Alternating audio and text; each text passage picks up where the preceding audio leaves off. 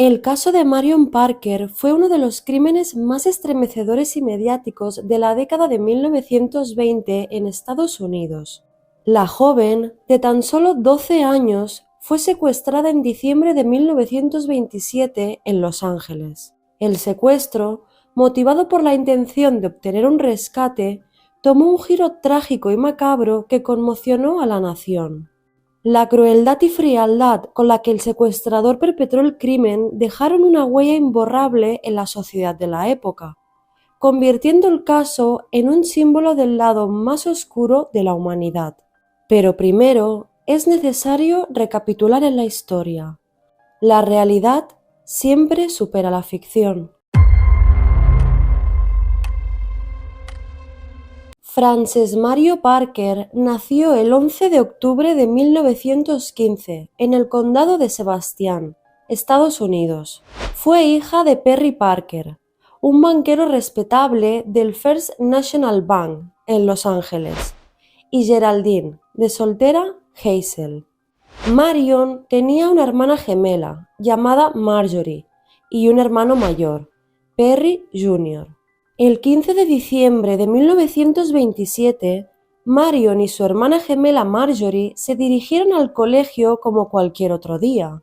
Durante el trayecto no advirtieron la sombra de un hombre que las acechaba, manteniéndose a cierta distancia pero sin perderlas de vista. Ese sería el último día que Marion recorrería el camino de su casa hasta el colegio. Horas más tarde, un hombre trajeado se presentó en la secretaría de Mount Vernon Junior High School, ubicado en Lafayette Square, Los Ángeles, preguntando por la hija de Perry Parker. El hombre argumentó que trabajaba con el padre de Marion y que tras haber sufrido un terrible accidente le había encargado recoger a su hija pequeña del colegio. Mary Holt, la secretaria de la escuela, sospechó del hombre, ya que en ningún momento mencionó el nombre de ninguna de las dos gemelas, y le sorprendió que solo tuviera que recoger a una de las hermanas. Al percibir la actitud recelosa de Mary, el hombre le sugirió que llamase a la oficina del banco donde trabajaba Perry Parker, el padre de las niñas, y así confirmara sus palabras. En cierto modo, esto no tenía ningún sentido, ya que si Perry Parker había sufrido un accidente, era imposible que se encontrara en su puesto de trabajo.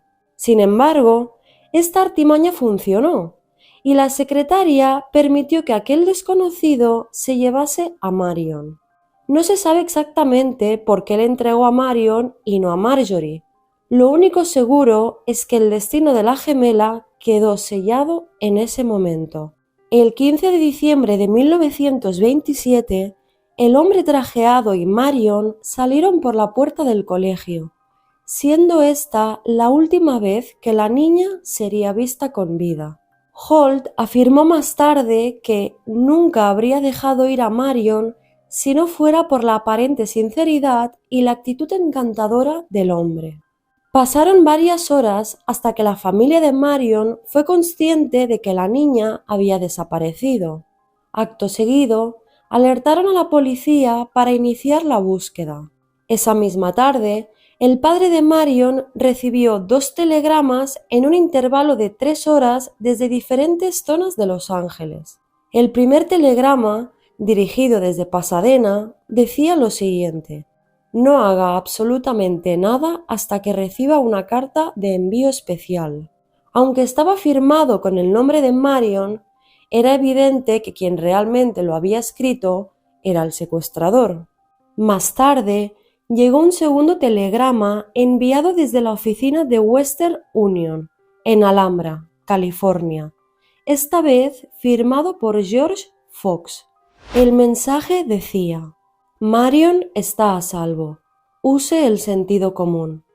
Interferir con mis planes es peligroso. La familia recibió varias cartas durante el secuestro, firmadas bajo diferentes seudónimos, incluidos Destino, Muerte y Zorro, y algunas tenían palabras escritas en griego. El 16 de diciembre de 1927, los periódicos locales publicaron las primeras noticias sobre el secuestro de Marion Parker. No habían pasado ni 24 horas desde la desaparición de la niña. Aquel mismo día, la familia recibió otra carta, firmada bajo el seudónimo de Fate, Destino. En ella, el secuestrador exigió $1.500 y advirtió que no avisaran a la policía, aunque ya era demasiado tarde para eso. En el telegrama, el secuestrador le prometió a Parker que si éste accedía a sus exigencias, Marion no sufriría ningún daño y volvería a ver a su hija con vida. Pero para eso, Perry tenía que cumplir con cada uno de los pasos que planeó el secuestrador. De lo contrario, indicó, nadie volverá a ver a la niña, excepto los ángeles del cielo. Además, la carta incluía un mensaje escrito por la propia Marion. Queridos papá y mamá, ojalá pudiera volver a casa. Creo que moriré si tengo que seguir así mucho más tiempo. ¿Alguien me puede decir por qué me tuvo que pasar todo esto?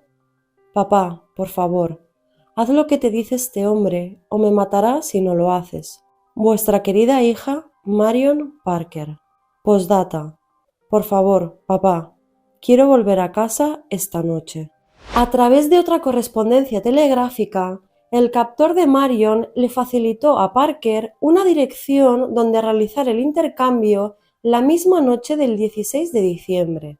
Acudirás al cruce del Fifth Avenue y South Manhattan Street, Los Ángeles, California, la noche del 16 de diciembre. Allí me darás el dinero. Yo avanzaré con el coche una manzana y dejaré a Marion. Luego podrás recogerla.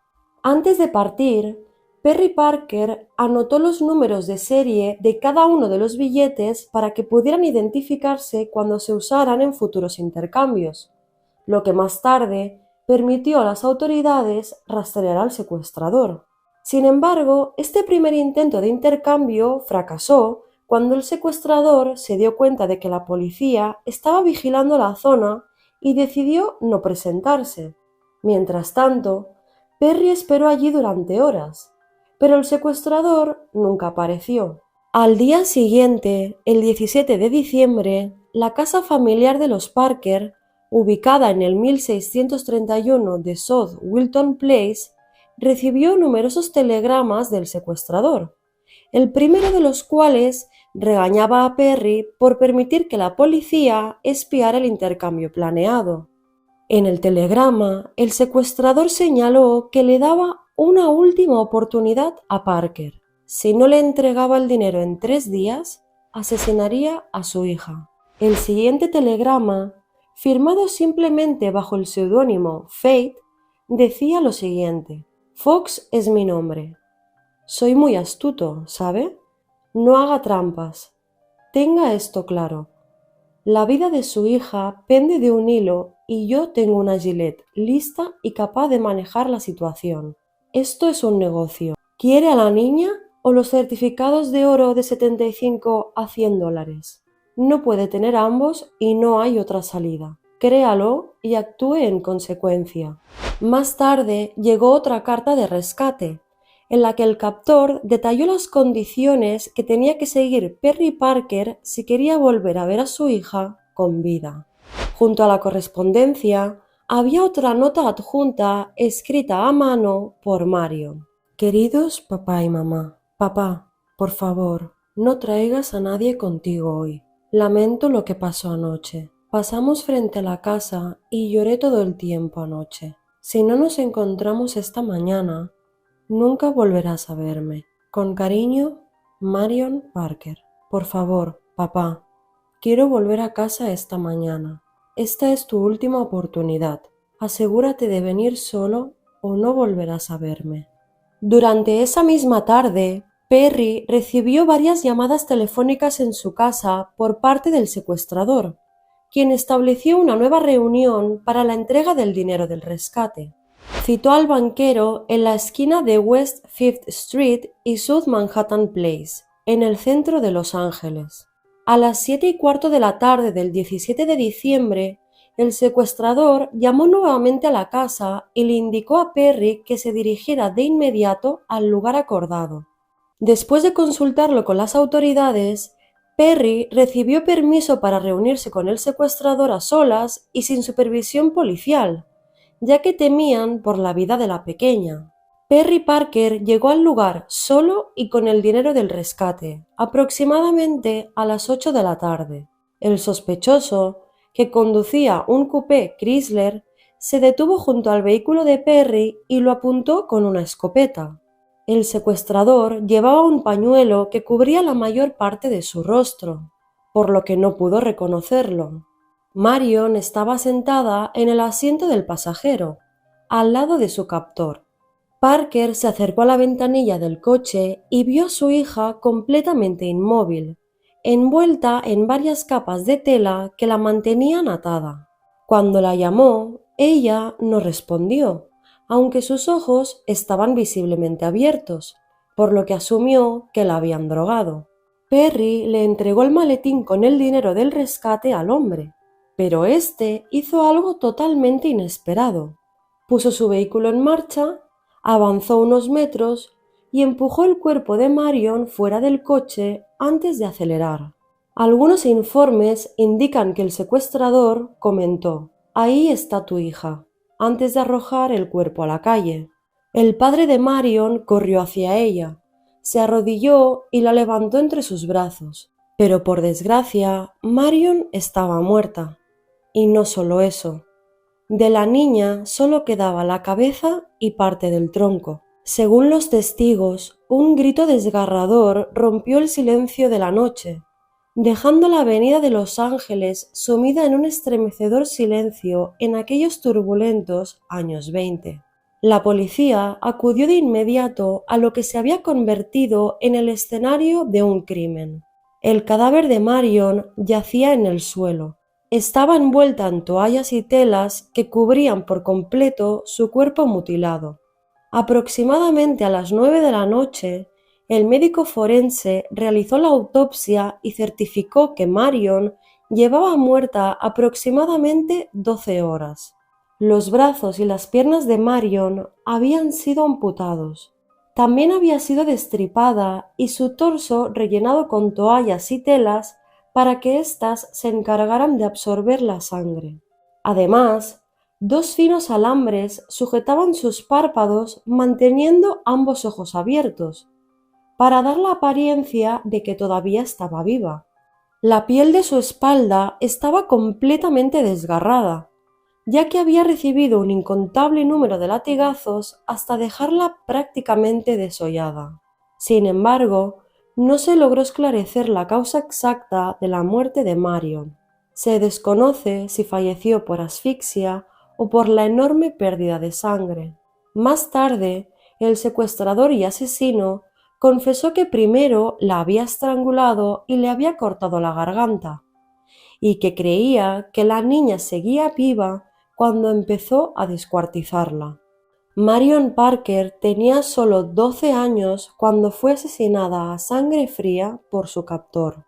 A la mañana siguiente, el 18 de diciembre, un hombre que caminaba por Elysian Park encontró los brazos y las piernas de la víctima, envueltos en hojas de periódicos. Al recuperar las extremidades, la policía confirmó que pertenecían a Marion. Tras este macabro hallazgo, se movilizó a 20.000 agentes de policía y voluntarios de la Legión Americana, quienes iniciaron una intensa búsqueda para atrapar al culpable. Además, se ofreció una recompensa de $50.000 para dar con el asesino, ya fuese vivo o muerto. Más tarde, esta cifra fue elevada a $100.000. Mientras tanto, el cuerpo de Marion fue incinerado y enterrado dentro del gran mausoleo de Forest Lawn, en el Columbario de la Paz, en Evergreen Terrace. El periódico Los Angeles Times describió el suceso como el crimen más horrible de los años 20. La investigación dio un giro cuando la policía encontró una etiqueta en la toalla que había sido introducida en el torso de Marion. La etiqueta señalaba que la prenda provenía de Bellevue Arms Apartments, un edificio ubicado en Angelino Heights, una zona al noroeste del centro de la ciudad. El administrador del complejo mencionó que el mes anterior un hombre había alquilado la habitación 315 en la parte trasera del edificio. Explicó que el desconocido se había presentado bajo el nombre de Donald Evans, quien coincidía con la descripción que Mary Holt había dado del hombre que se había llevado a Marion del colegio. Un hombre blanco, de entre 25 y 30 años, de 1,72 m de altura, de complexión delgada, rasgos delgados y cabello castaño oscuro y ondulado. Con una actitud amable y colaborativa, Evans dejó que la policía revisara su apartamento. Incluso conversó con los agentes y mostró interés en que atraparan al asesino de Marion lo antes posible. Tras un exhaustivo registro, la policía no encontró ninguna prueba. Más tarde se descubrió que Donald Evans era en realidad William Edward Hickman, un joven de 19 años con un historial problemático. Pero, ¿quién era este hombre? William Edward Hickman nació el 1 de febrero de 1908 en Arkansas, Estados Unidos. Fue el cuarto de los 5 hijos de William Thomas Hickman y Eva Hickman, de soltera Buck. El matrimonio se separó antes de 1928, aunque no se sabe la fecha exacta. El padre de William se mudó a El Paso, Texas, mientras que su madre, Eva, y su hermana menor, Mary, se establecieron en Kansas City, Missouri. En junio de 1927, William fue despedido del First National Bank, en Los Ángeles, donde casualmente también trabajaba Perry Parker, quien era su superior. El padre de Marion denunció a William por robo y falsificación de cheques del banco donde había estado trabajando como mensajero. Cuando lo arrestaron, alegó que quería usar el dinero para comprarse una motocicleta. William se declaró culpable e ingresó en prisión durante 3 meses. Tras obtener la libertad condicional, William Hickman intentó volver a su antiguo trabajo en el banco, pero Parker rechazó su solicitud. Además, cuando Hickman buscó trabajo en otra empresa y le pidieron una referencia, Parker también se negó a dársela, motivo por el cual William no consiguió el empleo. Con esta información podemos observar que existe un móvil por el cual William Hickman quisiera secuestrar y asesinar a la hija de Perry Parker. ¿Pero lo hizo realmente por eso? Un mes antes del secuestro, en noviembre de 1927, Hickman robó un coupé Chrysler a punta de pistola al Dr. Herbert Mans en Kansas City y después regresó a Los Ángeles. El 23 de noviembre alquiló un apartamento en el Bellevue Arms. Para hacerlo, se hizo pasar por Donald Evans y pidió específicamente una habitación tranquila en la parte trasera del edificio.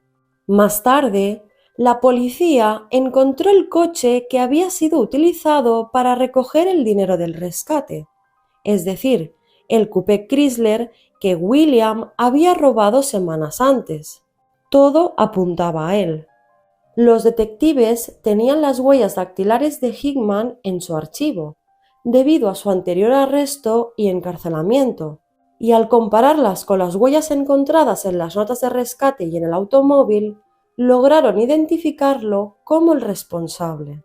Cuando la policía se percató que el hombre que se había hecho pasar por un tal Donald Evans y que habían estado en su casa justo frente a él era en realidad William Edward Hickman, ya era demasiado tarde. El asesino había desaparecido sin dejar rastro.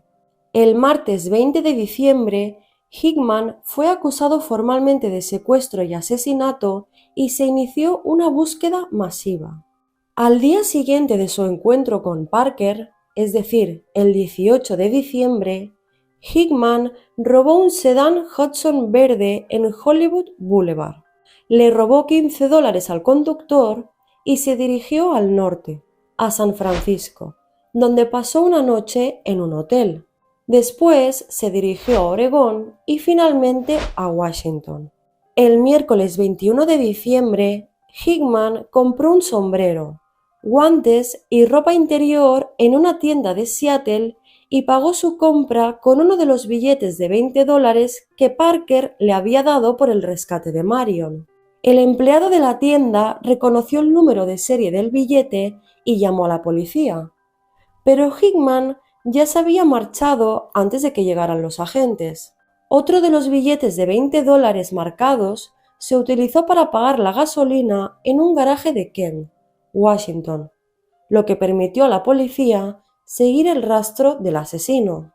Hickman fue finalmente arrestado el jueves 22 de diciembre en la carretera cercana a Echo, Oregón. Dentro del sedán Hudson verde que había robado en Los Ángeles, encontraron una escopeta y una pistola calibre 45, así como $1.400 restantes del dinero del rescate. Cuando fue detenido por la policía, Hickman se entregó en silencio, diciendo: «Bueno, supongo que todo ha terminado». En sus declaraciones iniciales a la policía, Hickman admitió haber estado involucrado en el secuestro de Marion, pero dijo que él no la había matado. Le explicó a la policía que había trabajado con dos cómplices y que uno de ellos, Andrew Kramer, fue quien mató a la niña. Según su versión, se involucró en el complot del secuestro porque necesitaba dinero para pagar la universidad. Pero Kramer, el hombre que Hickman identificó como el asesino de Marion, tenía una coartada bastante sólida. Llevaba 4 meses en la cárcel de Los Ángeles, mucho antes de que ocurriera el secuestro, por lo que era totalmente imposible que hubiera sido él. Mientras Hickman se encontraba detenido en la cárcel de la ciudad de Pendleton, Oregón, cientos de personas se agolparon en un callejón junto a la prisión, ansiosos por ver al famoso asesino. Ante tanta expectación, el jefe de policía de Pendleton, Tom Gurdon, quien había participado en su arresto, cumplió con los deseos de la muchedumbre, ya que decidió llevar a Hickman a una puerta de la cárcel para que la multitud pudiera verlo mientras pasaban en fila. Hickman fue trasladado en secreto por la policía de Pendleton hasta Los Ángeles en tren, bajo estrictas medidas de seguridad, para evitar la posible violencia de la multitud. Durante el trayecto, finalmente confesó haber actuado solo en el secuestro y asesinato de Marion Parker, sin la participación de cómplices. Después, proporcionó a la policía una confesión detallada de 19 páginas escritas a mano, en las que explicó que había asesinado y desmembrado a la niña porque pensó que así sería más fácil deshacerse del cuerpo. También redactó un documento de 6 páginas detallando los motivos del crimen y afirmó que su decisión de secuestrar a Marion Parker no fue un acto de venganza contra su padre, sino simplemente porque había trabajado en el mismo banco que él y había visto a la niña entrar a visitarlo alguna vez. Hickman explicó que necesitaba el dinero para ir a la universidad y cumplir su sueño de asistir al Park College en Parkville, Missouri, una institución religiosa cerca de Kansas City. Durante el juicio de Hickman, cuando se detallaron sus acciones al matar a la niña, Los Angeles Times decidió que la información era impublicable. Sin embargo, el Times informó que la confesión dejó horriblemente claro el hecho de que la pequeña víctima de Hickman no murió por estrangulamiento o por miedo, sino como resultado del desmembramiento realizado por Hickman. Hickman confesó que llevó a Marion a su apartamento y la estranguló con una toalla porque, según dijo, temía que hiciera ruido. Colocó su cuerpo en la bañera, le cortó los brazos y las piernas, la abrió en canal por la cintura y luego puso su cuerpo en un estante, con una toalla debajo para absorber la sangre. Sabía que si me negaba a llevarla de vuelta el sábado por la mañana, podría desconfiar de mí lo suficiente como para darme alguna señal que pudiera provocar mi descubrimiento, escribió Hickman en su confesión. Sin embargo, sentí que si la llevaba de vuelta a la luz del día, podría caer en una trampa y ser atrapado. Así que, para llevar a cabo mis planes para conseguir el dinero y evitar que Marion supiera mientras viviera que yo defraudaría su confianza que ella había depositado en mí, la maté tan repentina e inesperadamente que nunca tuvo miedo ni pensó en su propia muerte. Luego, para sacarla de mi apartamento sin previo aviso, me vi obligado a diseccionar su cuerpo después de que perdió la conciencia. Hickman dijo que entonces se dio cuenta de que tendría que demostrar que Marion seguía viva para recibir el dinero del rescate. Así que le peinó el cabello, le puso polvos en la cara, usó una aguja y alambres para mantenerle los párpados abiertos y después sacó su cuerpo en una maleta para reunirse con Parker. Uno de los aspectos más destacables de las declaraciones de Hickman fue que todo empezó por la inspiración que le produjo el caso de Leopold y Loeb, dos hombres que mataron a un chico de 14 años. Si queréis conocer los detalles de este caso, dejádmelo en los comentarios. Además del asesinato de Marion Parker, Hickman también confesó una serie de delitos, entre ellos robos a farmacias y otro asesinato. La vida criminal de Hickman comenzó en su ciudad natal, en Kansas City, Missouri, robando dulces cuando tenía 11 años. Después de mudarse al sur de California, los crímenes de Hickman se intensificaron, con la ayuda y el apoyo de su amigo, Welby L. Hunt, un estudiante de honor de la escuela secundaria que Hickman conoció cuando vivía en Missouri. En la víspera de Navidad de 1926, Hickman y Hunt, ambos armados con pistolas, entraron en la farmacia Rose Hill, en el 4543 de Huntington Drive, en Los Ángeles, y asaltaron a Toms y a su esposa, Ruth, quienes siguieron las órdenes de los bandidos y levantaron las manos. Pero mientras el robo estaba en marcha, el oficial J.W. Oliver entró en la tienda y sorprendió a los delincuentes, provocando que comenzaran a disparar. Toms, que se había graduado en 1924 en la Facultad de Farmacia de la Universidad del Sur de California, recibió un disparo en el pecho, y Oliver recibió un disparo en la mano derecha. Aunque el oficial devolvió los disparos, no logró herir a ninguno de los asaltantes, quienes escaparon del lugar. El juicio de William Edward Hickman por el brutal asesinato de la joven Marion Parker captó la atención de todo Estados Unidos. Multitudes de periodistas y curiosos, incluidos nombres destacados como Edgar Rice Burroughs, el creador de Tarzán, se agolparon en la sala del tribunal o esperaron fuera exigiendo justicia. Hickman intentó declararse inocente alegando locura.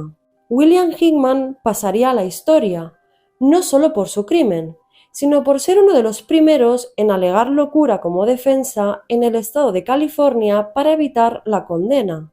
Argumentó que no estaba en pleno uso de sus facultades mentales y que no sabía lo que hacía.